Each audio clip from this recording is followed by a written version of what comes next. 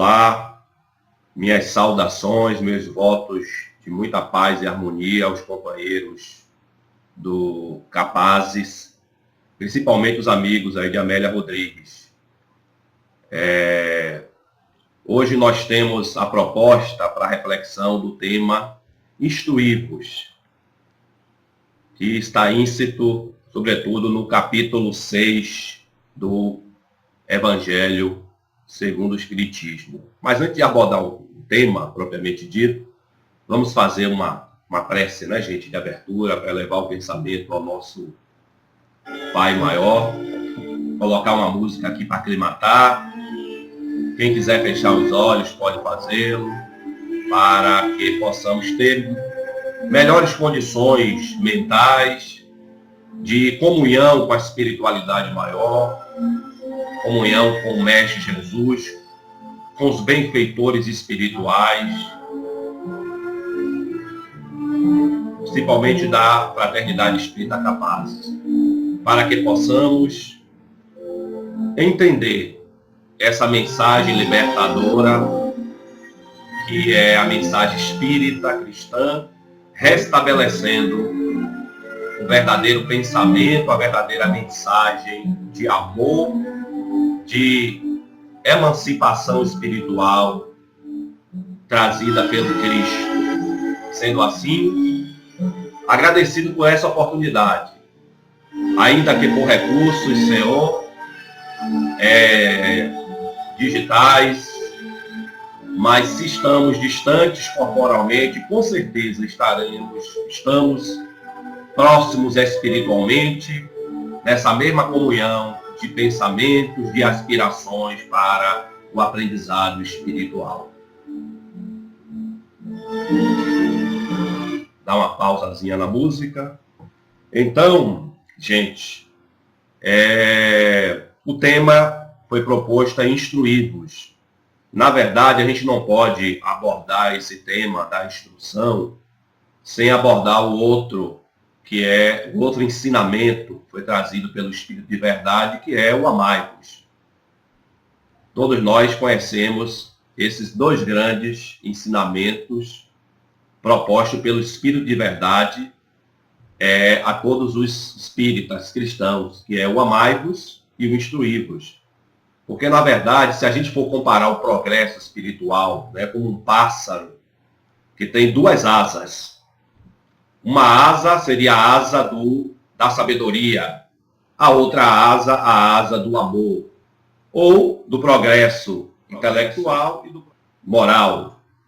Se uma dessas asas estiver defeituosa, o pássaro não vai voar. Ou seja, nós espíritos não vamos ascender espiritualmente, alcançar a condição de espíritos puros, como está proposto lá no Livro dos Espíritos, sem que desenvolvemos valores da afetividade, da amorosidade, do sentir representado pelo amai-vos, e os valores associados às aquisições, não só do intelecto, mas da sabedoria, que é o instruí-vos. E para que a gente contextualize, na verdade, como eu falei, esse tema do amai-vos e instruí-vos, ele está no capítulo 6, uma mensagem, né, que é o Cristo Consolador. E também há a mesma mensagem com ligeiras modificações no capítulo 31 do Livro dos Médiuns, onde fala das dissertações dos espíritos, e na mensagem 9 desse capítulo 31, há uma mensagem voltada sobre o Espiritismo, que é atribuída ao Espírito de Verdade. Tá ok? Então, se nós formos compulsar esses dois textos, nós vamos perceber que o Espírito de Verdade começa dizendo que ele vem como Salvador e Juiz para trazer a verdade e dissipar as trevas. Porque exatamente a instrução que é proposta pelo Espírito de Verdade não é aquela instrução tradicional da acumulação de conhecimentos técnicos, de habilidades profissionais, de conhecimentos que digam respeito ao mundo físico, material, à ciência convencional, vamos dizer assim. que é válido. Essas informações são válidas para o nosso bem-estar no mundo material, pois estamos encarnados. Mas, acima de tudo, essa instrução é para dissipar as trevas da ignorância em relação à realidade espiritual, que é o grande papel, o grande contributo que o Espiritismo vem trazer, aliado à ciência, que esclarece as leis do mundo material. O Espiritismo vem esclarecer as leis que regem o mundo espiritual ou o mundo moral. Então, esse dissipar as trevas. É interessante notar que o Cristo, se ele disse, eu sou a luz do mundo, quem me segue não anda na escuridão e possuirá a vida. Então, é a luz do mundo. Essa luz é conhecimento. Conhecimento em relação à realidade espiritual de nós, enquanto espíritos, vivendo essa experiência na carne. Como disse Teilhard de Chardin, somos espíritos vivendo uma experiência no mundo físico para o nosso progresso espiritual. Continua o Espírito de Verdade, né, nos dizendo que a sua proposta é lembrar justamente aos materialistas o Deus bom, o Deus grande, esses materialistas que se desviaram do caminho reto que leva ao Pai. Ele diz, Espírito de Verdade, caminhos de impiedade, porque nós vemos tanta crueldade no mundo quando a inteligência não está abraçada ao amor. Na bomba atômica, a partir das descobertas da energia nuclear, no avião, que é uma grande descoberta de transporte, mas que pode, na inteligência desvarada, ser usada para bombardear populações indefesas. Todos os instrumentos que a inteligência, dissociada do amor, desenvolve para oprimir, para subjugar. Quando a proposta espírita e a proposta do Cristo é associar amorosidade com instrução. São as duas asas do progresso, conforme eu disse. Continua o Espírito de Verdade, ao dizer, inclusive, lembrando palavras do Cristo também, que Jesus disse, se permanecerdes nos meus ensinamentos, sereis considerados meus discípulos, verdadeiramente meus discípulos. E conhecereis a verdade, e a verdade vos libertará. De que verdade é essa que o Cristo está falando? A verdade em relação à realidade espiritual. O próprio Jesus disse, meu reino não é deste mundo. Não acumulei tesouros na terra, materiais, que a traça vai corromper, a ferrugem vai corroer. Acumulei tesouros espirituais. Que são os bens espirituais que nós verdadeiramente levaremos para o plano espiritual. Porque, como diz o ditado popular, caixão não tem cofre. Nem o corpo físico nós vamos levar. Levaremos apenas a condição de paz da nossa consciência, que é esse céu, o estado consciencial, ou a condição de tormento, de culpa, de ansiedade, que é um verdadeiro inferno, mas é uma simbologia, porque é um estado, céu e inferno são estados conscienciais.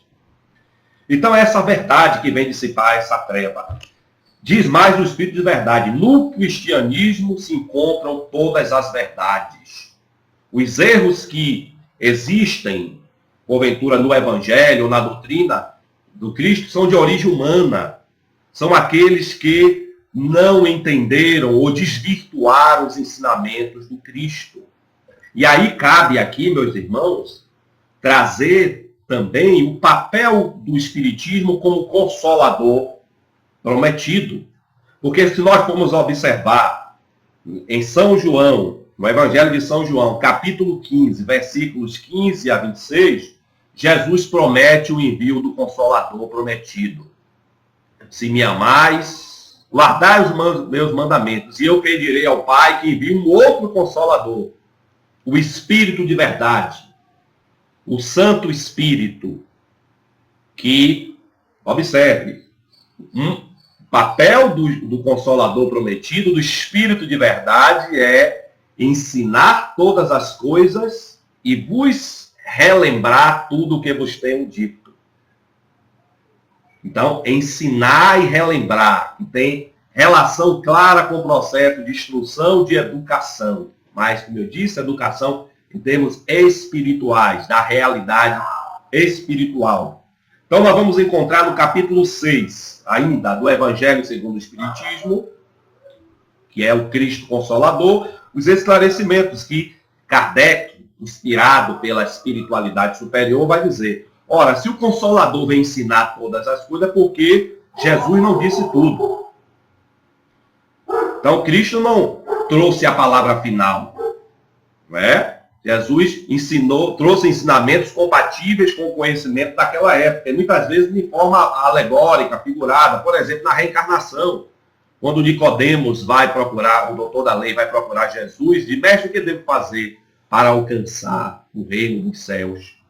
E o Cristo responde: é necessário que nasça de novo. E aí Nicodemos, dentro de uma perspectiva material, humana, diz: mas como é possível o homem nascer de novo? Voltar ao ventre de sua mãe para renascer de novo? Aí Jesus disse: é necessário que ele renasça espírito de verdade, não é?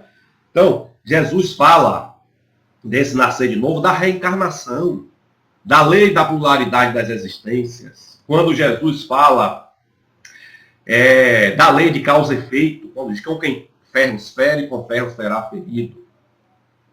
Da lei de progresso, da lei também do mérito pessoal, quando a cada um segundo as suas obras, e assim por diante, os fenômenos mediúnicos. No Monte Tabor, Jesus levou Pedro e Tiago para um intercâmbio espiritual com Moisés e Elias, que é claramente a manifestação do intercâmbio espiritual da faculdade mediúnica. Então, o Espiritismo hoje, né, vem falar de uma maneira clara a razão humana, porque são os novos tempos. Não fala mais em alegoria, em palavras figuradas, rasga o véu desses mistérios. Então, o Espiritismo é a chave com a qual nós vamos entender todas essas verdades espirituais. E, além disso, lembremos que o Consolador vem relembrar tudo aquilo que Jesus disse. Ora, se é para relembrar, é porque foi, como diz Kardec, ou mal compreendido, não é? Os homens não entenderam adequadamente a mensagem de Jesus, ou houve uma distorção. Como, historicamente, a gente sabe que a partir do concílio de Nicéia, quando o imperador Constantino, junto e com os atos também anteriores do imperador Teodósio, o imperador romano, transformou o cristianismo na religião oficial do Império Romano. E a partir dali, os cristãos vão, infelizmente, se converter de perseguidos, que eram, ou defender uma mensagem de libertação espiritual, onde o exemplo maior é o próprio sacrifício de Jesus na cruz, por contrariar interesses mundanos. Os cristãos vão se converter de perseguidos a perseguidores. E mais tarde, esses que se apropriaram da mensagem e mutilaram o pensamento de Jesus, vão empreender as perseguições religiosas. Aqueles que não discordavam do pensamento ortodoxo, da teologia dominante, eram perseguidos. Depois os tribunais da Inquisição, que torturaram, queimaram, inclusive muitos médiuns. As guerras religiosas mataram milhares de pessoas. Isso é uma profunda contradição com aquele diz: amar a Deus sobre todas as coisas e ao próximo como a si mesmo. Amar até os inimigos. Quando te baterem numa face, dar a outra. A mensagem do Cristo é de paz, de amor, de tolerância, de compreensão, de fraternidade. Todo ato que denote violência, opressão, é anticristão. Todo ato de discriminação, inclusive com as minorias, o que muitas vezes é uma religião preconceituosa, onde Jesus disse: eu não vim para os sãos, são os doentes que precisam de saúde. E aqui nós nos referimos aos doentes do espírito, por mais ricos, por mais poder, posição social que tenham, mas estão nas trevas da ignorância, como diz o Espírito de verdade. Então o Espiritismo vem nos explicar, inclusive, por que sofremos. A partir da teoria da reencarnação, dá, como diz o Espírito, Kardec, uma causa justa e um fim útil para todas as dores, porque nos explica raízes dos nossos conflitos, dos nossos complexos. O que somos hoje resulta de causas, muitas vezes, do que realizamos no passado. Porque já nascemos com aptidões, com tendências, já nascemos com esses arquivos espirituais, abrigando conceitos luminosos ou muitas vezes crenças equivocadas, culpas, remorsos. Então Jesus disse, bem-aventurados os aflitos, porque serão consolados. Lembro aqui um caso para explicar a vocês, fundamentar, porque o Espiritismo realmente dá uma causa justa e um fim útil a todas as dores, nos esclarece o porquê das nossas problemáticas e nos instrui, mostrando as verdadeiras causas. Porque o Espiritismo não apenas se propõe a debelar efeitos, mas aí nas raízes profundas da problemática humana que está sempre no ser, na nossa realidade espiritual. Então, um caso de uma senhora chamada Elizabeth. Ela era uma mulher executiva, bem-sucedida, era uma secretária, na verdade, executiva de uma grande multinacional, uma mulher bem realizada, ela casada, com 2 filhos, bem posicionada socialmente. E é interessante, esse caso está no livro Espiritismo e Terapias de Vidas Passadas, de um terapeuta no espírito, muito bom esse livro, Milton Menezes. Então, ele fala que é um estudo de caso desse livro. Ele é terapeuta também e é um caso real. Então, a Elizabeth era essa mulher bem-sucedida. Ela tinha 2 filhos e, desde que ela engravidou, ela era uma mãe super protetora, super preocupada, até demais com os filhos, com esses 2 filhos. Durante toda a gravidez, mesmo depois que o menino nasceram, era daquelas mães que ficavam ligando toda hora para casa, para as babás, saberem como os meninos estavam. Trocava toda hora de pediatra, porque nenhum pediatra ela achava que estava dando atenção ao que supostamente os seus filhos teriam. Então ela era essa mãe muito protetora e isso passou, evidentemente, a gerar muito transtorno, não é? E essa preocupação era realmente até meio obsessiva. Então, uma certa feita, ela vinha de carro, voltando do trabalho para a sua casa. Ela sempre voltava, né, um determinado horário para... a babá ficava até um certo horário, depois ela chegava para render a babá e ficar com os filhos. Então, ela voltando, quando pegou perto de uma sinaleira, uma região comercial, ainda havia uma loja pegando fogo. E aquela imagem de fumaça, de gente aglomerada, ela entrou completamente em pânico. E automaticamente assolou a mente dela ideias catastróficas, pessimistas, de que seus filhos estariam em perigo, de que seus filhos poderiam estar mortos. Aí ela começou a acelerar o carro, desesperada, invadiu o sinal vermelho, chegou em casa, botou o carro de qualquer forma, nem botou o carro na garagem, subiu as escadas, quando ela chega em casa, os filhos não estavam. E a partir daí ela desenvolve uma reação radical, totalmente emocional, impulsiva, né? Então os meninos não estavam em casa e ela então pensou o pior, que sequestraram, que mataram os filhos dela. Ela encostou na parede da sala e começou a chorar por 2 horas ininterrupta. Quando o marido chega com as crianças, o esposo dela, os pais dos meninos, tinham chegado mais cedo em casa, levou os meninos para lanchar e tentava avisar ela e não conseguiu. Então, isso a partir daí, esse fato, traumatizou ela mais ainda. Ela de mãe superprotetora passou a uma mãe absolutamente obsessiva. Ninguém aguentava mais no trabalho. Toda hora ela se desconcentrava no trabalho para ligar, nenhuma babá parava em casa, o marido também já não aguentava mais, as crianças se sentiam sufocadas, não podiam fazer nada. E ela teve, né, foi buscar tratamento convencional no psiquiatra, no psicólogo, passou antidepressivo, nada resolvia, meus irmãos.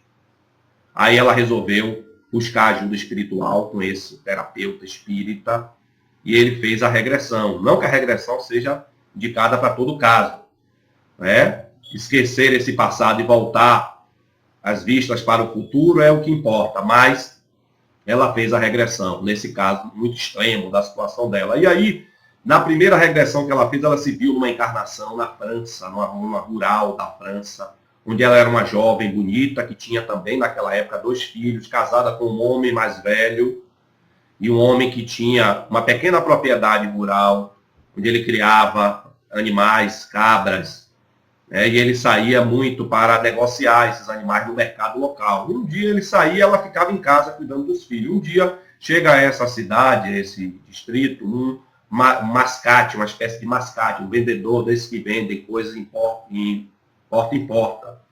E ela se encantou por esse mascate. Ele era jovem, tinha uma boa aparência e começou a ter um romance, um caso extraconjugal com ele. Ela saía de casa e deixava as crianças, o marido quando saía para ir ao mercado, vender os seus animais, ela deixava as crianças em casa com pequenos biscoitos, coisas que ela fazia para ir, né?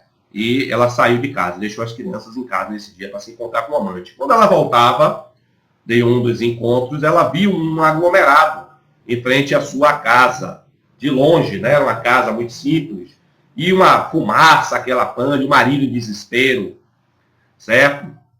E então, ali se verificou que as crianças ficaram em casa, tinha uma lareira, essa lareira, elas mexeram de alguma forma, pegou fogo e as crianças morreram asfixiadas. E o marido, achando que ela estava em casa, a viu, ficou surpreso, né? E ela, na hora desesperada, mas deu uma justificativa de que tinha ido resolver alguma coisa próximo e deixou as crianças. Então, está lembrado que ela, a encarnação atual, quando ela veio, né, com essa característica de preocupação excessiva, essa preocupação de hoje decorre da culpa, do remorso dessa existência passada, onde ela negligenciou e por um caso passional deixou os seus filhos em casa e ocorreu esse acidente trágico. A partir daí, não é? E observem que o gatilho para ela deflagrar esse processo de culpa extrema, ainda mais na encarnação atual, justamente quando ela viu aquela cena da fumaça, né, da aglomeração, que era o gatilho para a lembrança de uma vida, dessa vida passada, desse fato passado. Então, ela, a partir dali, naquela encarnação, ela na encarnação passada, né, quando ela perdeu os 2 filhos, então ela desenvolveu um processo de culpa, de remorso, começou a definhar, desencarnou. Mesmo no plano espiritual, ela levou essa culpa, esse remorso. Nova regressão, ela se vê numa outra encarnação, como agora com uma mulher mais velha, que era uma pessoa que queria ter filhos e não conseguia. Havia esse bloqueio mental, né, da maternidade exercida de uma forma irresponsável, que ela não conseguia engravidar. Então o marido, por isso, às vezes buscou, infelizmente, mulheres na rua e trazia, né, ela teve até que criar os filhos que o marido teve na rua com amantes. E, novamente, nessa encarnação, ela desencarnou frustrada, deprimida. Tá? Então, essa encarnação atual, ela teve, né, a oportunidade de resgatar-se, exercendo uma mediunidade, uma maternidade de forma mais responsável, mais desprendida, porque ela trazia aquele conflito da maternidade mal exercida, da incompetência de ser mãe, mas que agora essa preocupação excessiva decorre desse remorso que está arquivado no inconsciente profundo dos arquivos espirituais e que assoma a vida atual na forma de culpa, de preocupações, de medos excessivos. Então ela estava tendo agora a oportunidade, nessa encarnação, de se resgatar, de se reequilibrar. Porque a doutrina espírita nos esclarece que o propósito da justiça divina é, sim, retificar, reparar os erros do passado, mas ao mesmo tempo nos reeducar. E não é punir. Então isso é o esclarecimento, a instrução que o Espiritismo vem trazer, porque na medida em que aquela mulher compreendeu as causas do seu sofrimento, da sua angústia, da sua obsessão, em relação aos filhos, ela passou a mudar a sua conduta, a mudar o seu proceder. Então, esse é o instruir-vos.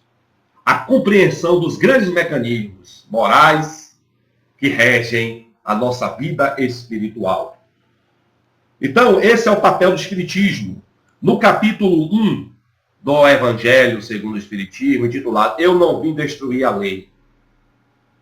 A espiritualidade superior vai dizer, o Espiritismo, que é a doutrina resultante do ensinamento dos Espíritos, ele vem revelar ao homem a existência e a natureza do mundo espiritual.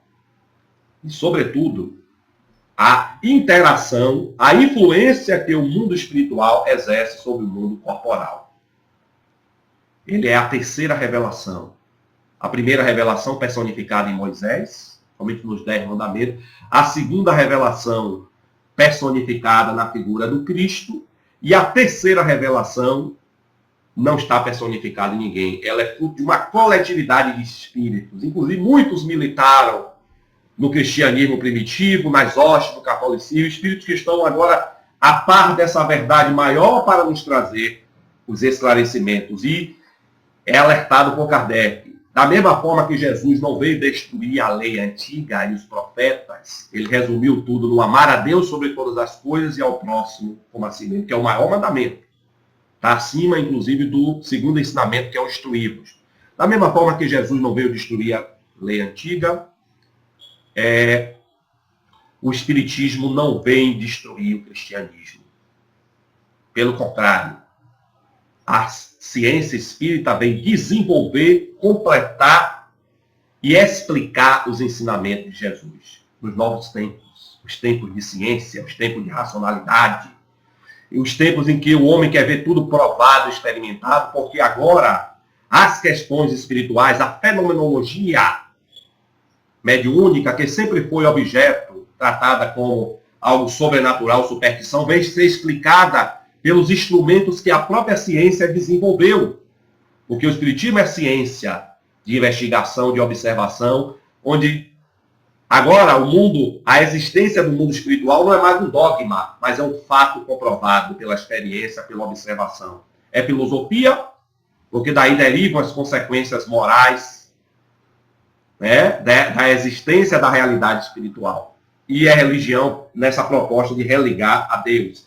Então, o Espiritismo, nessa proposta, seria o traço de aliança entre a ciência e a religião. Porque a ciência, como eu disse, nos informa, nos instrui sobre as leis do mundo material.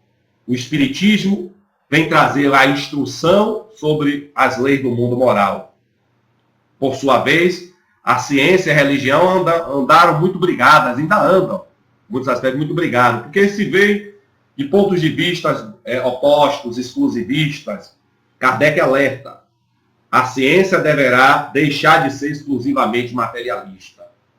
Porque os espíritos são uma das potências da natureza. O mundo espiritual, desde Platão, é um mundo causal. Não compreenderemos plenamente a realidade material sem entender o mundo espiritual. Daí o Espiritismo vai fazer aliança dessas duas vertentes, porque ele estabelece a interação, as leis que regem o intercâmbio entre o mundo material e o mundo espiritual. E, por sua vez, Kardec alerta que a religião precisa estar embasada também na razão. E a proposta espírita, inclusive, que é uma religião que visa nosso esclarecimento, a fé raciocinada, a fé verdadeira é aquela que encara a razão face a face em todas as épocas da humanidade. Não mais a fé cega, mas a fé lúcida, esclarecida, o que tem relação com a nossa instrução. Então, Kardec diz, a fé se dirigiu à razão. Esta, não encontrando nada de lógico na fé, o materialismo foi vencido. Então, lembrado da proposta do Espírito de Verdade? Lembrar aos materialistas esse Deus grandioso, as leis que regem o mundo espiritual. Porque o materialismo traz muitos males, muitas limitações. Coloca o homem entre o berço e o túmulo, o espiritismo descortina a vida futura, rasga o véu traz essa vida futura para que a gente entenda de onde viemos, para onde vamos, por que estamos aqui na Terra. Justamente para equilibrar o voo do progresso moral e o voo do progresso espiritual. E isso vai trazer toda uma revolução moral, mudança nos costumes, nas relações sociais, na maneira do homem enxergar a vida. Tá? E ainda em relação a essa aliança da ciência e da religião, é interessante trazer o pensamento talvez do maior cientista, o mais brilhante cientista que a humanidade já teve, Einstein. Quando Einstein diz, a ciência sem religião é manca. E a religião sem a ciência é cega. Ou seja, conhecimento, ciência sem amor, sem Deus, paralisa o homem. É um tropeço ao progresso. Mas também religião cega, fanática, traz conflito, traz perseguição, como nós vimos que era dos alertas, né, do Espírito de verdade e, ao mesmo tempo, um papel do Consolador. Relembrar o verdadeiro pensamento de Jesus, que é de bondade, de amorosidade. Ainda nessa linha, gente, de trabalhar de forma integrada esses dois ensinamentos, esses dois grandes mandamentos, o amai e o instruí-vos, nós vamos ter no Livro dos Espíritos, na parte terceira, no capítulo A Lei de Progresso, a Marcha do Progresso, onde os Espíritos vão colocar claramente a necessidade de haver um desenvolvimento equilibrado do progresso moral, do progresso intelectual. Na pergunta 780, os Espíritos colocam: o progresso moral decorre do progresso intelectual? Aí os Espíritos vão responder: na verdade, o progresso moral ele é decorrente do progresso intelectual, mas nem sempre acompanha, nem sempre o progresso moral acompanha o intelectual. Aliás, nós vamos considerar, o progresso científico é meio na horizontal. Todas as conquistas que nós tivemos até hoje, gente. Essa agora, eu estar falando para vocês, esse recurso de gravar, e depois vocês assistirem uma rede social, é um recurso da tecnologia maravilhoso. Não é? Progresso humano. Mas todo esse progresso não trouxe paz, tranquilidade, felicidade ao ser humano, o vazio existencial. Estamos erradicando as doenças físicas, mas as doenças da alma são a verdadeira pandemia, a depressão, o pânico, a obsessão, o vazio existencial, o suicídio se alastrando, inclusive pela juventude, demonstra que há algo errado. Assim, a sociedade valorizou muito o progresso científico na horizontal e esqueceu do progresso ético, moral, que é a vertical, que é mais difícil. Então, os Espíritos dizem, na pergunta ainda 780, como o progresso intelectual pode gerar o progresso moral? Eles respondem, na medida em que o progresso intelectual, o amadurecimento da razão, gera a capacidade de compreender e distinguir entre o bem e o mal.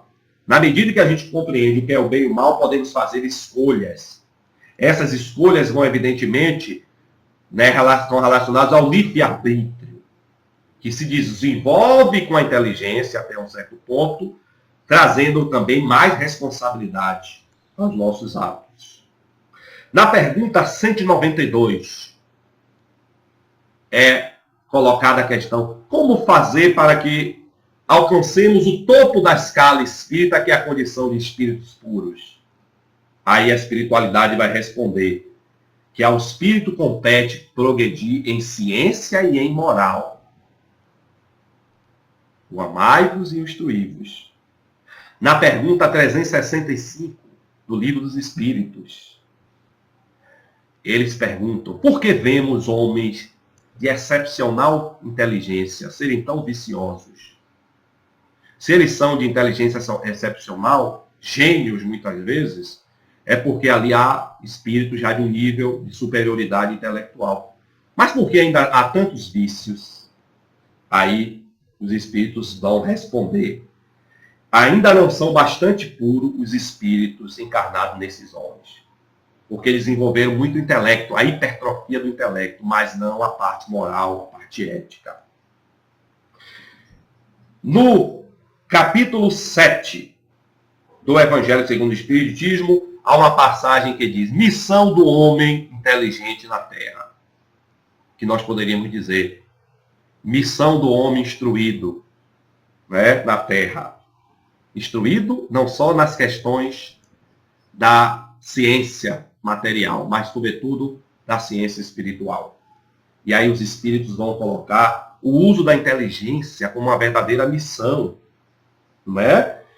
Que é usar da inteligência para o bem de todos. Que a inteligência pode ser usada para o bem ou para o mal.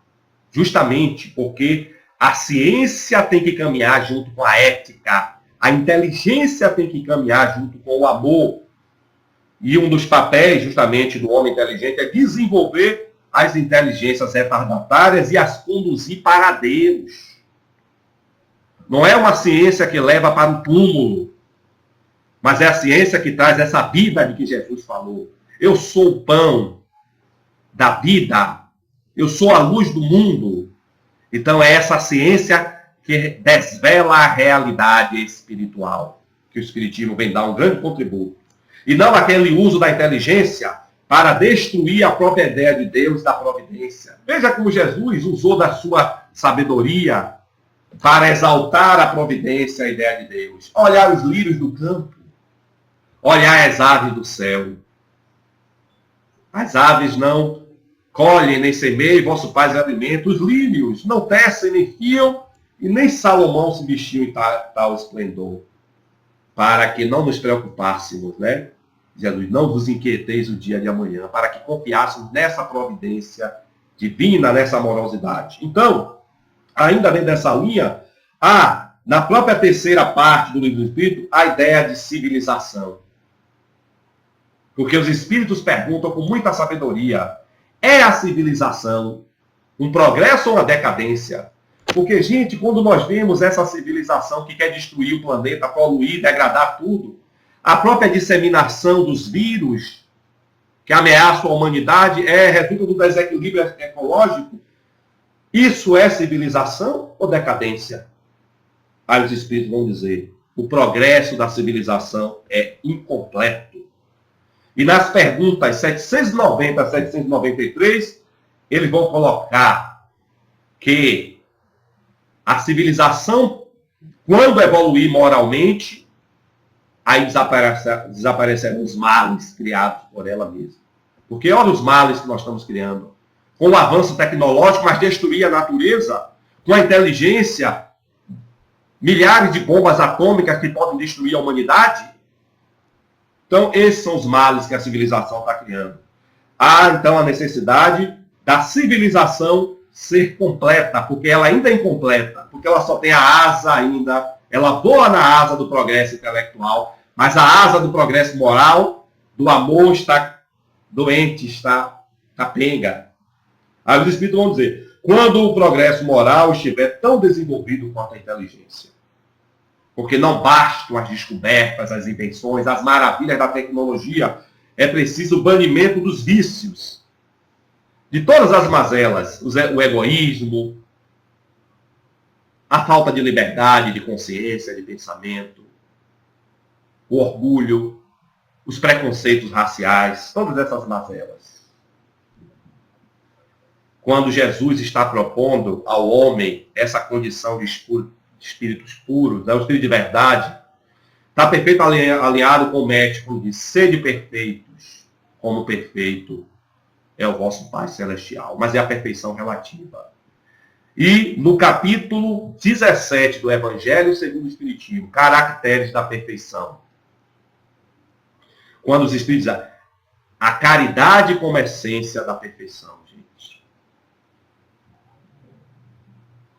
O que caracteriza, né, o espírito verdadeiramente evoluído, essa perfeição é o amor ao próximo. É isso que é o verdadeiro indicador de desenvolvimento moral, de superioridade. Que Jesus disse, quem quiser ser maior dentre vós, seja o que sirva a todos. Então é servir. Nos instruir amar.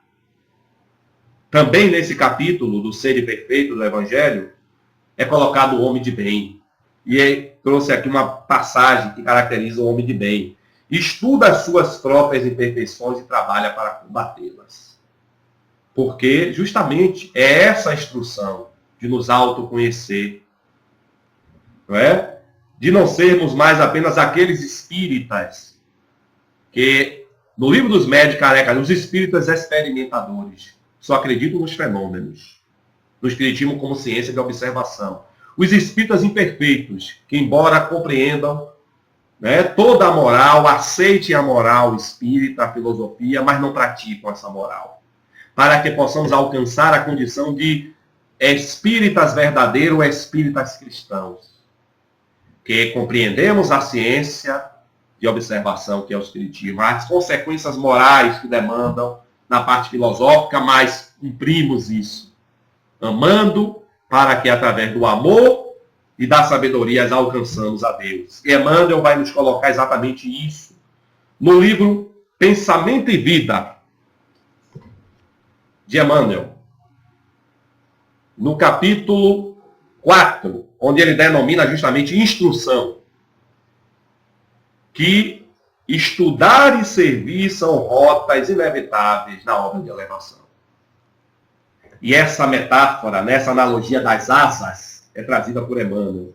Uma asa da sabedoria, a outra asa do amor, para que a gente voe alto na elevação espiritual. Aí Emmanuel vai comparar o amor, que é a expressão da bondade, e a sabedoria, que é a expressão da inteligência. Ele diz, o amor caracterizado no serviço aos semelhantes, a sabedoria na aquisição de conhecimentos. O amor, que é a iluminação interior do ser, da sua essência espiritual. A sabedoria, que busca iluminar-se a partir dos exemplos dos grandes sábios, o maior deles, Jesus. O amor, que leva o ser, se valoriza para a vida. E a sabedoria, onde a vida vai valorizar o ser, quando a gente conquista. Emmanuel diz ainda mais nessa comparação, que a bondade que ignora, a bondade que desconhece, ela é semelhante a um poço artesiano. E mesmo na sombra, esse poço cheio de água, ele descedenta a sede, mas ele não aponta o caminho certo a seguir, a rota a seguir. A inteligência que não ama, Emmanuel compara a um poste de aviso, porque informa o rumo certo. Um poste que avisa o rumo certo, mas não descendente. A sede de amor e de compreensão espiritual da alma. Para que nós possamos, meus irmãos, aqui finalizar, nós espíritas entendemos o centro espírita como educandário da alma. André Luiz diz, a educação da alma, a instrução da alma é a alma da educação. Chico Xavier nos aponta, o centro espírita tem a finalidade de evangelizar, consolar e esclarecer. Justamente para despertar o ser divino que existe em nós. Para que, aliando sabedoria e bondade, possamos atingir as culminâncias da salvação. Porque a condição de espíritos puros e a condição de felicidade plena só alcançaremos quando cumprirmos integralmente os dois grandes mandamentos, que sintetizam a proposta evolutiva da doutrina espírita, o amai-vos e o instruí-vos. Gostaria de encerrar com uma citação do apóstolo Paulo, na sua primeira carta aos Coríntios, quando ele diz, ainda que eu falasse a língua dos homens e dos anjos, se não tivesse amor, seria como um símbolo que retine o som à toa. E ele diz, ainda que conhecesse todos os mistérios e tivesse o domínio de toda a ciência, se não tivesse amor, eu nada seria. Muito obrigado a todos, companheiros do Capazes. Que vocês sigam nessa trajetória de compreensão dessa doutrina libertadora pelas vias do amai-vos, que é do servir aos nossos semelhantes, e a dos instruir-vos, que é o estudo, a pesquisa, o papel do Centro Espírita como educandado. Muita paz, muita harmonia para todos a coletividade dessa instituição, espíritos encarnados e desencarnados, para que encerremos o nosso trabalho, elevando o pensamento ao Mestre dos Mestres, o Cristo de Deus, que nos propõe esse conhecimento da verdade que ilumina, da verdade que liberta, essa verdade cuja rota, cuja bússola está no seu Evangelho. Muita paz a todos.